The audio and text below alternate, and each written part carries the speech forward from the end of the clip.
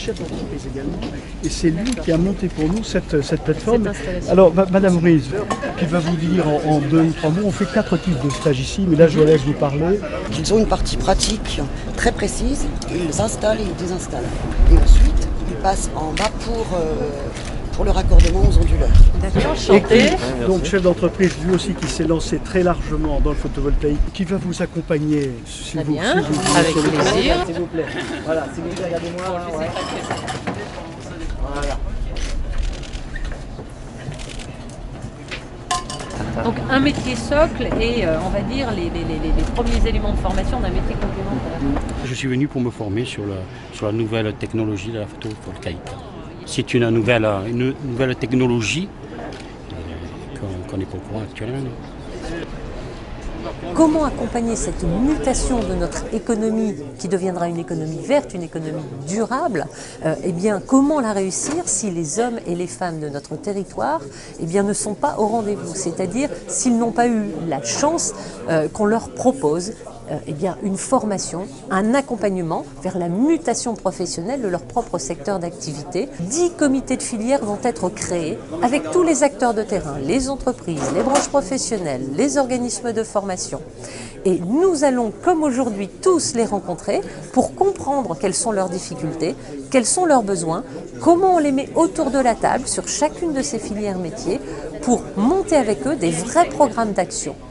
Et pour nos jeunes en formation initiale ou pour nos demandeurs d'emploi, une porte ouverte vers une formation qui les orientera vers les métiers d'avenir. Il n'y a pas le photovoltaïque dans le cursus des apprentis, que ce soit en BEP, en bac pro ou en BTS. Donc ce serait quelque chose qui serait intéressant de mettre en œuvre parce que les apprentis s'y intéressent. L'objectif aussi de notre démarche d'installer cette plateforme sur le CFA, c'est aussi de permettre aux apprentis de voir ce que c'est que le photovoltaïque et de commencer à viser un peu sur d'autres domaines, notamment en économie d'énergie, énergie renouvelable. 2 ans de BEP et là j'entame ma 2e année de bac pro. Et oui, intéressé par les métiers du photovoltaïque parce que c'est porteur, c'est nouveau et ça bouge tout le temps.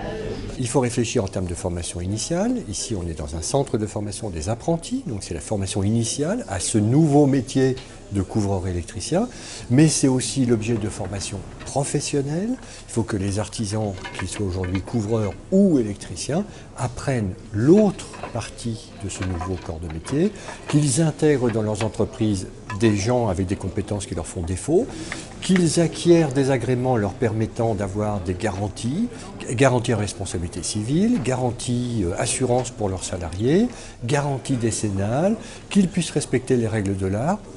La dynamique Grenelle, c'est de faire en sorte que ces 445 milliards d'euros qui vont être engagés à l'horizon 2020 pour accompagner l'évolution de notre économie vers l'économie décarbonée, servent aussi, soient accompagnés d'une vraie mobilisation de l'humain.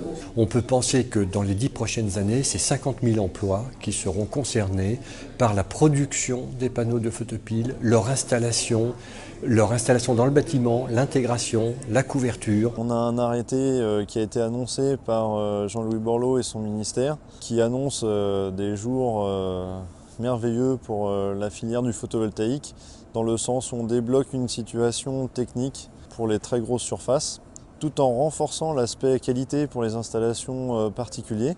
Donc il va y avoir de plus en plus de travail dans le photovoltaïque. C'est une filière réelle de spécialistes avec plusieurs compétences et à tout niveau. On parle de techniciens jusqu'à l'ingénieur et aux commerciaux. C'est l'avenir, je pense, de notre métier. Et je pense qu'il faut vraiment s'investir maintenant et c'est aujourd'hui que ça commence le combat contre l'effet de serre.